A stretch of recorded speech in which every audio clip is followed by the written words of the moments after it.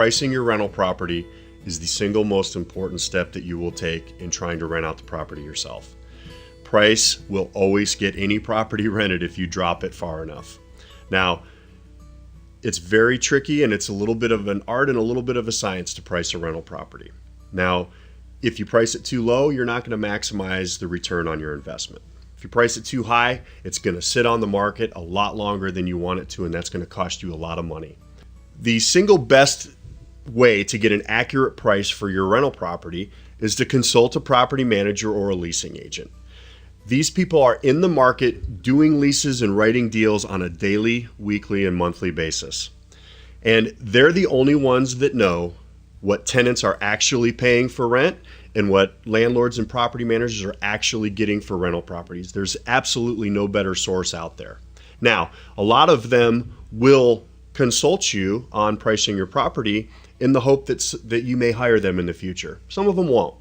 But if you can't find a professional opinion on your house, or if it's very unique, then you can go to, there's some calculators out there on RentVine or RentBits. Now, I want to make it very clear that this is only a starting point. These will give you an average rent for a certain type of property, a certain size, for a very large metropolitan area. However, everyone knows that there are certain parts of town that are more valuable than others and certain parts that aren't. So the location is going to be critical on using these calculators. It's only a starting point. Do not get too set on that particular price when you do one of these calculators.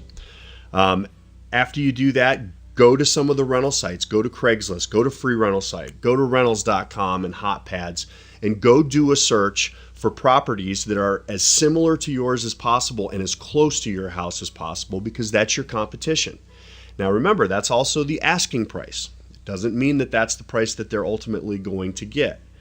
So you want to be very honest with yourself and compare your property to the competition as honestly as you can, because if your house is more expensive than a similar house in your neighborhood, that other house is going to rent faster, and that's a fact. So be honest with yourself, look at those tools, and price your property as best you can. Now, some of the things you definitely do not want to consider when pricing your property is, first of all, your mortgage. It does not matter what your mortgage payment is. And one of the biggest mistakes that landlords make when pricing a property is trying to make sure that they cover their mortgage. It doesn't matter if your mortgage is $300 a month or $3,000 a month. It has no impact on the market rental value for your property. Don't listen to your neighbors. Your neighbors lie sometimes, and they may tell you that they got a lot more rent for their property than they actually did. The tenants who live there might tell you that they're paying a lot less than they actually are. So don't use other people as an indicator unless they are a professional. And don't use emotions to price your property either. You've had a lot of time there, you've built a lot of memories in your house, you've probably done a lot of home improvement projects that you think are very valuable and meant a lot to you, but it may not mean nearly as much to the person that's going to rent your house. So don't use emotion, don't worry about what your mortgage says, and don't listen to your neighbors. Finally, once you have decided on a price, you need to be flexible with it. You're not always going to nail it the first time. So you need to be ready to adjust the price if necessary. And generally, that means you adjust it down. If you've gone a couple weeks and you haven't gotten any inquiries at all, you probably need to lower the price. If you've shown the property 5, 6, 7 times and you don't have an offer for someone to rent it, you probably need to lower the price. Now, most individual and amateur landlords don't understand that every single day that your property sits vacant costs you anywhere from $20 to $100+ every single day. And the way you can figure that out is take all the expenses associated with your rental.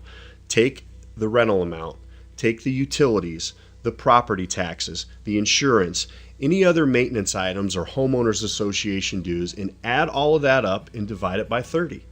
And that's what you lose every single day that your property sits vacant. And the single biggest factor for getting your property off the market and rented is price.